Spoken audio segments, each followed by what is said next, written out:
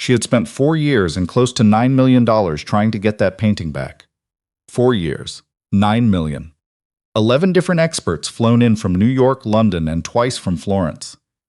And every single one of them walked away, saying the same thing in different languages. The provenance was unverifiable. The authentication was impossible. The work could not be confirmed as genuine. The painting sat in a climate-controlled room on the 3rd floor of Harriet Lowe's estate in Carmel-by-the-Sea, California, wrapped in archival linen, facing a wall. She hadn't looked at it directly in 2 years, and on the afternoon that changed everything, the man who finally solved what 11 world-class art historians could not was the mechanic who ran the garage 2 blocks from her late husband's law office, the one with the hand-lettered sign above the door that said Pruitt & Son, even though there was no son. Not anymore. Drop a comment with your city.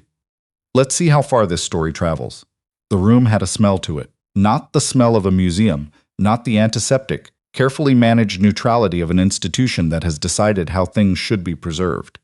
This was something older and less decided. Linseed oil and turpentine, and the particular dusty sweetness of canvas that had been somewhere a long time. Harriet had learned eventually to stop going in. For the first year after her husband Edmund passed, she still visited the painting regularly. She would pull the linen back and stand in front of it with her reading glasses on, as if looking harder might reveal something the experts had missed. The painting was small by any reasonable standard, maybe 18 by 24 inches.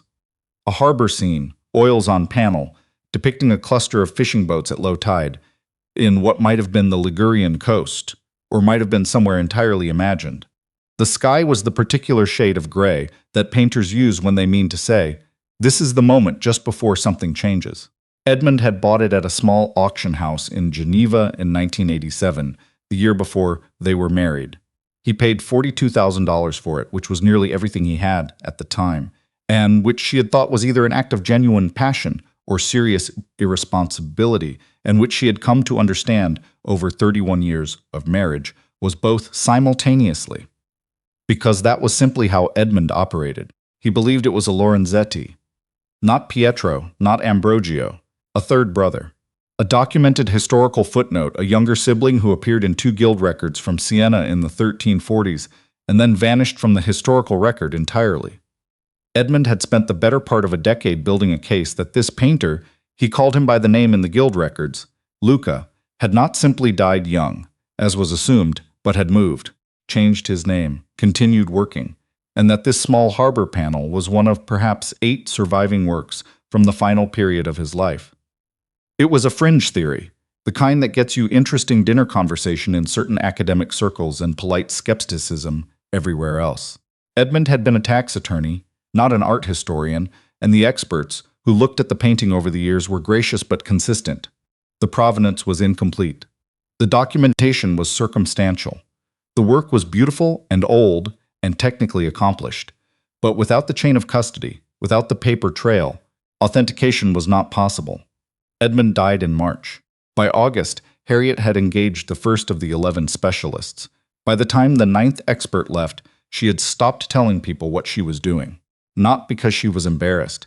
Harriet Lowe had navigated 31 years of Carmel social life with the composure of a woman who understood that embarrassment was a choice, but because explaining it required her to articulate what the painting actually meant to her, which was something she found she could not do cleanly. It was not purely grief. It was not purely obsession. It was the thing grief and obsession become when they find the same object and hold on to it together. Edmund had been right about things before that other people dismissed. She knew that. The painting was the last thing he had been right about, that she could still do something about. The 11th expert was a woman named Dr. Calloway, who held a chair at a university in Boston and had published what was considered the definitive paper on Sienese panel painting of the mid-14th century. She came in October of the 4th year, stayed 6 days, and left with the same careful, regretful expression that all 11 of them had eventually produced. The technical analysis is consistent with the period, she told Harriet on the final morning, standing in the doorway of the climate-controlled room with her coat already on. The pigments, the ground preparation, the panel wood, everything dates correctly. The brushwork in the boat rigging is genuinely remarkable. But without documentary provenance, I cannot put my name on an attribution. I'm sorry. I know that's not what you were hoping to hear. Harriet said thank you. She said it the way she said difficult things, quietly, without inflection, with the particular economy of someone who has been saying difficult things for a long time and has learned not to let them cost more than they have to. She waited until Dr. Calloway's car had left the drive before she went back upstairs and stood in the doorway of the room for a long moment. She did not go in. She pulled the door closed and went downstairs and made tea she did not drink, and sat at the kitchen table, looking at the fog coming in off the water until it was dark outside. She thought, that's it, that's the last one. She was not sure she meant it. She had thought the same thing after the 9th expert, but this time the thought had a quality to it she hadn't felt before. Not defeat exactly. Something more like the particular exhaustion that arrives when you have been hoping the same hope for 4 years, and the hope has worn the same groove in you so deep that you no longer feel the hope separately from the groove itself. She would be 73 in February. She did not want to spend year 5 the same way she had spent years 1 through 4. It was Harriet's housekeeper, a no-nonsense woman named Beverly, who had worked for the Lowes for 19 years and held opinions about most things, who mentioned the garage. You know who you should talk to, Beverly said one morning in November, setting a plate of toast in front of Harriet without being asked. That man over at the shop on Dolores, Pruitt. He's the one who fixed the Jensen Healy for Mr. Cassidy when 3 different restoration specialists gave up on it. Harriet looked at her over her reading glasses. That's a car? Yes, Beverly said, in the tone of a woman who does not consider this a sufficient objection. But Ted Cassidy told my sister that the man has an eye, that he sees things other people don't see. Ted said he walked around that Jensen for about 10 minutes and found the problem before he even opened the hood. She set a cup of tea beside the toast. Also, I looked him up. He has a graduate degree from somewhere. His wife died. He has a little boy. Beverly! I'm just telling you what I know. Harriet did not go to the garage that day, or the next. She thought about it the way you think about things you are not ready to do yet, but are slowly becoming ready for. She drove past it twice in the course of ordinary errands, noting the hand-lettered sign, the 2 cars visible through the open bay doors, the general appearance of a place that was serious about its work without making a performance of that seriousness. On the 3rd week of November, on a Tuesday morning when the fog had not yet burned off, and the street was still the particular quiet of a small California coastal town. Before 9 a.m., she parked her car and walked in.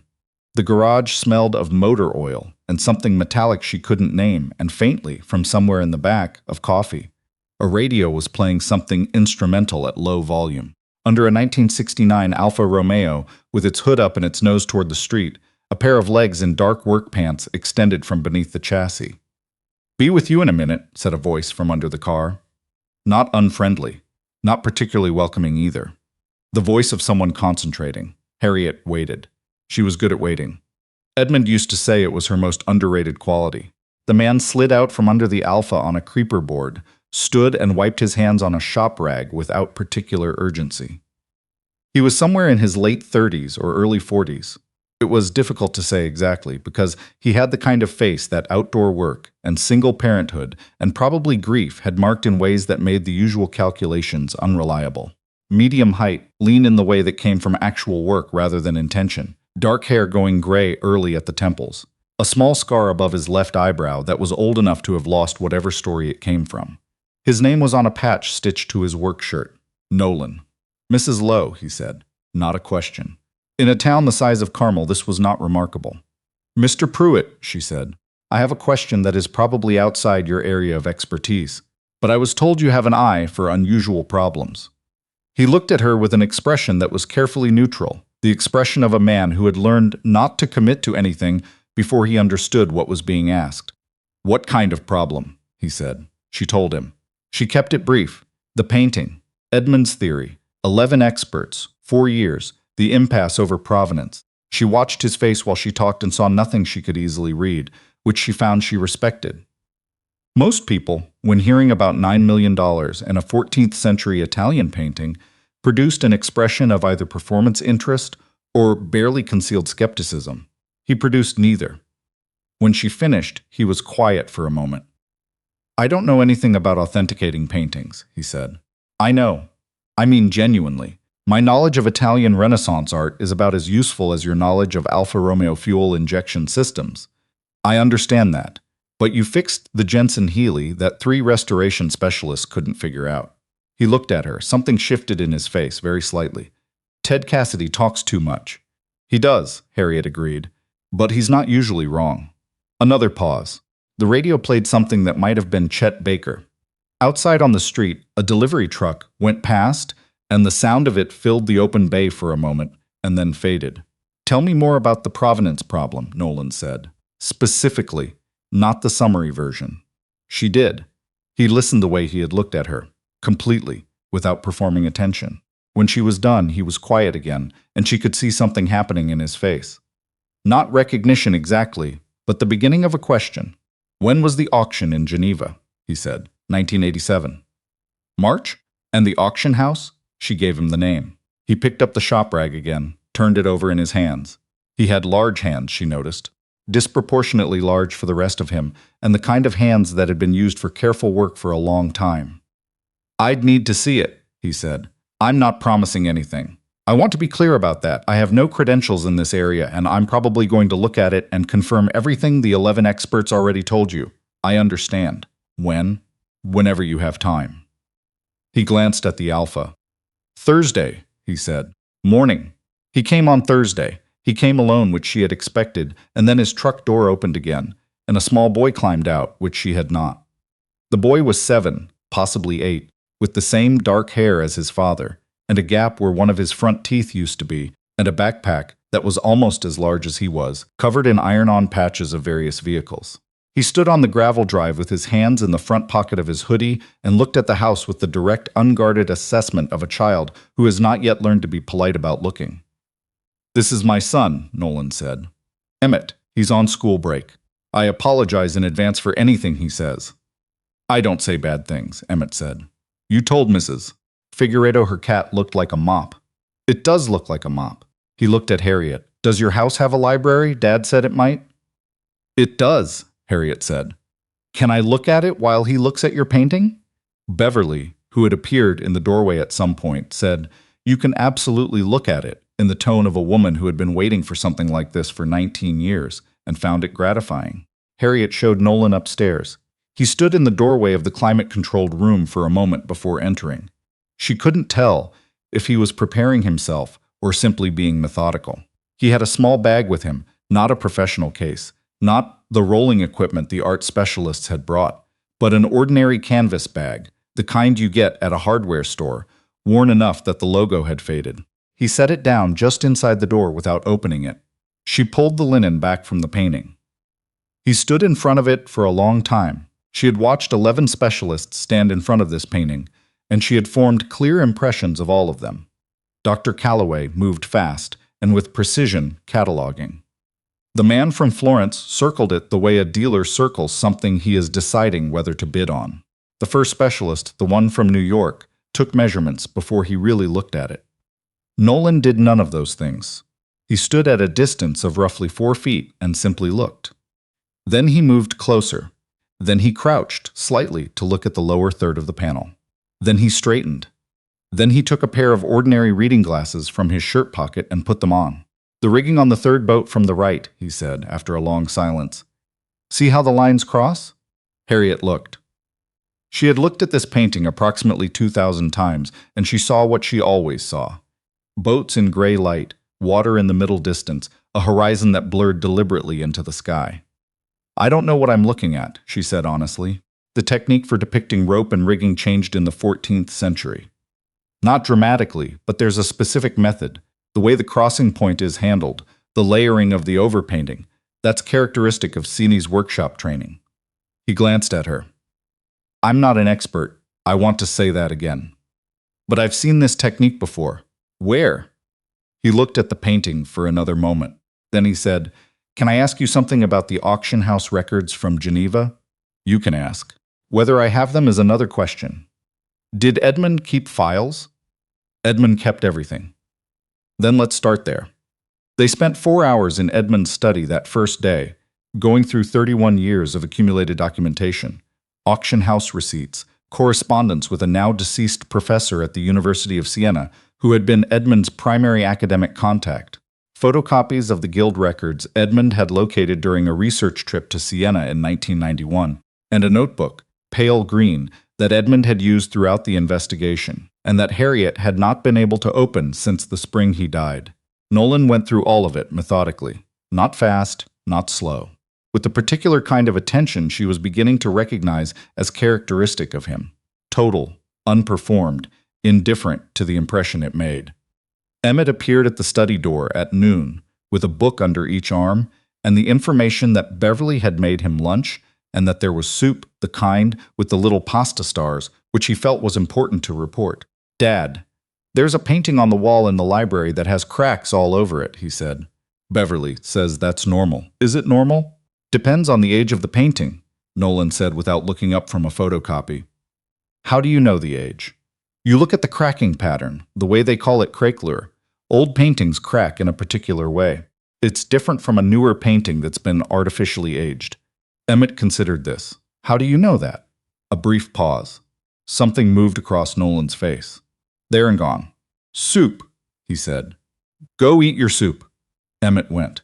Harriet looked at Nolan. He had gone back to the photocopy, but something in his posture had shifted very slightly, the small recalibration of a person who has said something they didn't fully plan to say.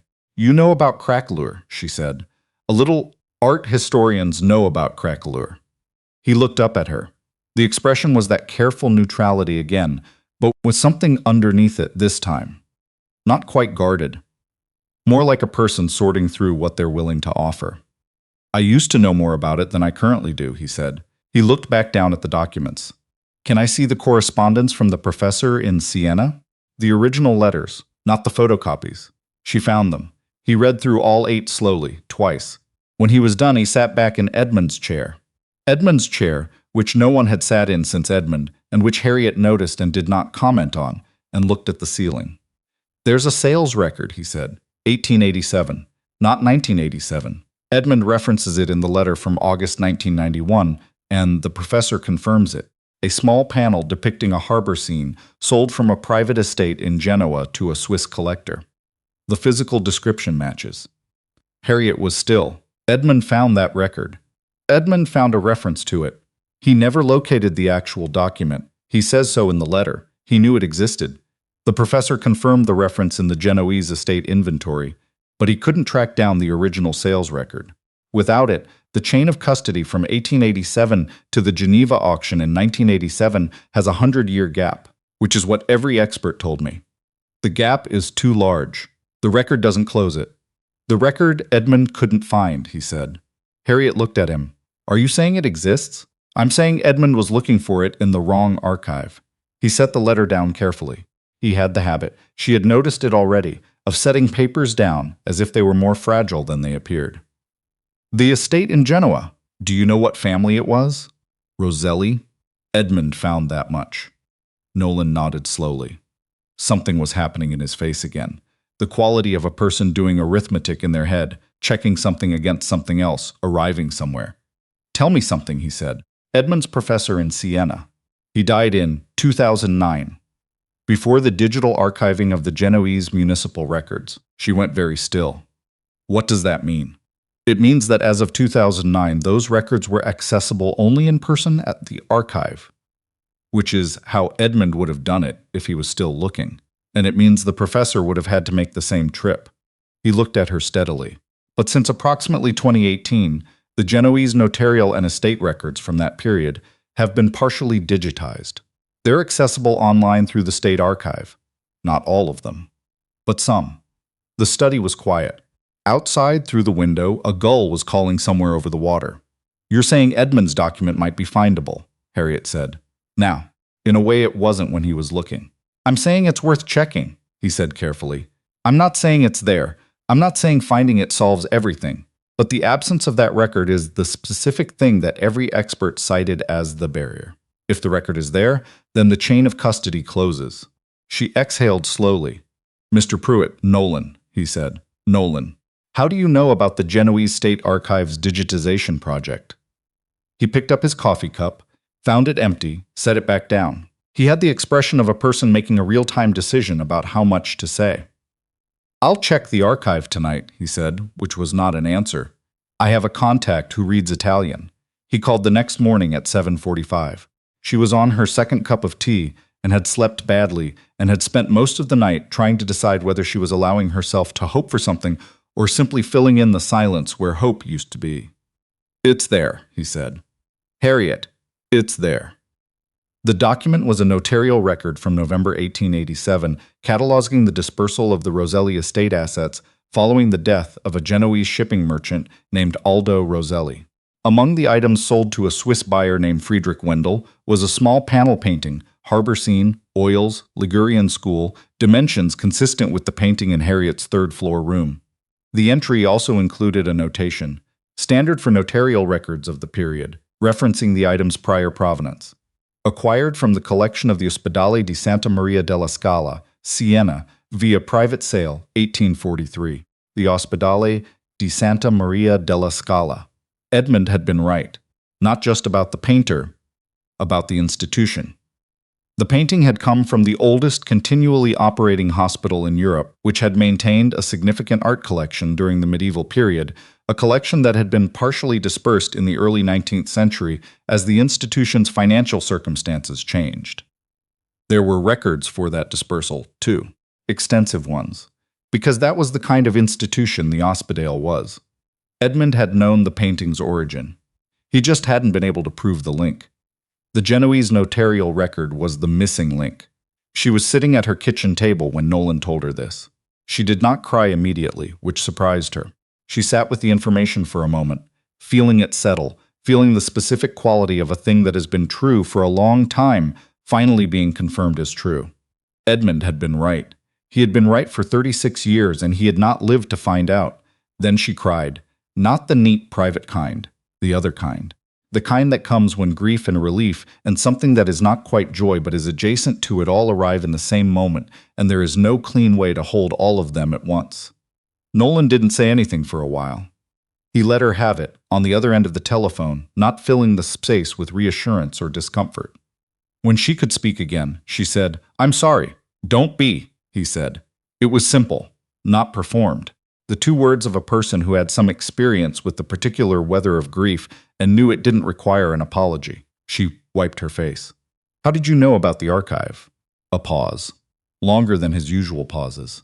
"My wife studied art conservation," he said. "She was completing her doctorate when she got sick. She was focusing on 14th century Italian panel painting." Another pause. She would have known about the digitization project. "I knew about it because I spent 3 years driving her to Florence and sitting in the reading rooms of various archives while she worked. I picked things up." Harriet held the phone. Outside, the fog was doing what the fog did in Carmel in November, sitting low and still and absolute over everything. Her name was Laurette, he said before she could ask. She had been about to ask. She had very specific opinions about archival institutions. She would have found the Genoese record in about 40 minutes. What happened to her dissertation? "She finished it," he said. "She finished it in the hospital. Her advisor came to see her twice in the last month. She submitted it 6 weeks before she died. They awarded it posthumously." A brief silence. "I have a copy. Emmett doesn't know yet what it's about. He's 7, but someday he will." Harriet sat with that. "How long ago?" she said. 5 years. Emmett was 2. "I'm sorry."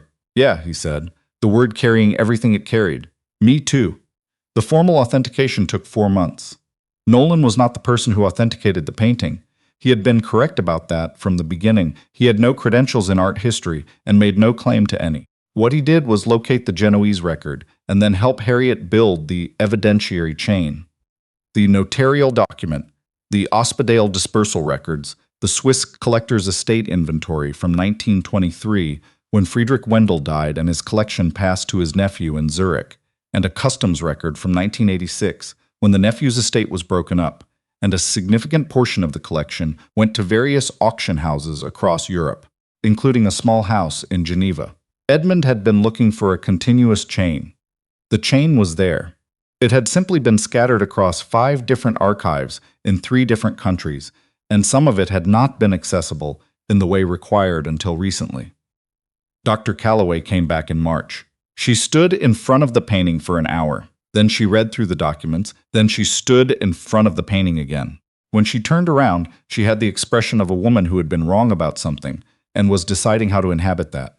The Hospital records confirm a work by the hand described in the Guild records as Luca di Niccolò, she said. The notarial chain closes the gap. I can support an attribution.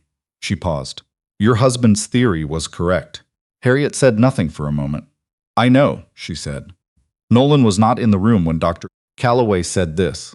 He was downstairs in the kitchen, where Beverly had produced coffee and a plate of what she called her serious cookies, which were chocolate chip and larger than necessary, and which Emmett was working through with focused attention while explaining to Beverly his current theory about why certain car engines sounded better than others, a theory that involved, apparently, the concept of harmonics, which he had recently learned about and found broadly applicable. When Harriet came downstairs, Nolan was standing at the kitchen window with his coffee, looking out at the garden and the fog that had come back in after a clear morning. He turned when she came in. She didn't say anything for a moment. She sat down at the kitchen table, in the chair she always sat in, and she looked at her hands. She confirmed it, she said. Edmund was right. Nolan nodded. He said nothing, which was the right thing. She had come to understand over these 4 months an unusually good sense of when saying nothing was the more honest response. How did you know where to look? She said. Not the archive, the painting that first day. You stood in front of it for 15 minutes and you knew the rigging technique was significant. He turned the coffee cup in his hands. Laurette talked about it, he said. She showed me things. We used to go to museums and she would stand in front of paintings and explain what she was seeing, the technical decisions, the evidence of the training behind the hand. He looked out the window again. I wasn't always a good student, but some of it stayed. Some of it, Harriet said. More than I realized. He looked at her. Edmund's theory was right. He just needed someone to do the archival legwork he couldn't finish. He needed someone who knew what his wife knew. Nolan went still for a moment. A brief, private stillness. The expression of a person hearing something land somewhere they didn't quite expect. Yeah, he said. Something like that. From the table, Emmett said, without looking up from his cookie. Dad, did you fix her problem? We found the documents they were looking for. So you fixed it. It's more complicated then. You fixed it, Emmett said, with the absolute certainty of a 7-year-old who considers complicating simple truths an unnecessary hobby. He took another bite of cookie. Beverly, these are really good. My dad makes cookies sometimes, but they're usually kind of flat. They're flat because you add too much butter, Nolan said. More butter seems like it should make things better. It doesn't. I feel like that's a lesson for other things too, Emmett said, in the tone of a child who is paraphrasing something he has heard an adult say and finds it broadly profound. Harriet looked at the two of them, the call and response of it, the particular rhythm of a father and son who have been each other's primary company for 5 years and have built a language between themselves that is partly words and partly just the knowledge of how the other person thinks. She had watched Edmund and their daughter Rosalind build something like that. Over years, so gradually, she had almost not noticed it happening until Rosalind was grown and gone to Portland with her own family, and the rhythm was simply there, established, something they could pick up and put down without thinking about it. She thought about Edmund in Geneva in 1987, 28 years old, with almost no money and a certainty about a small painting that nobody else shared. The $42,000. The 36 years. The pale green notebook. She thought about the things that outlast us.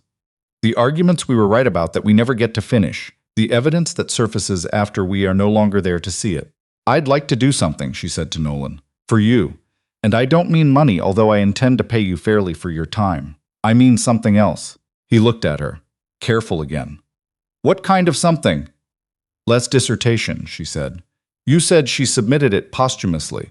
You said Emmett doesn't know yet what it's about. Nolan said nothing. He was watching her. The Lowe Foundation funds 3 fellowships per year, she said, in Edmund's memory. They're in tax law, because that's what Edmund did.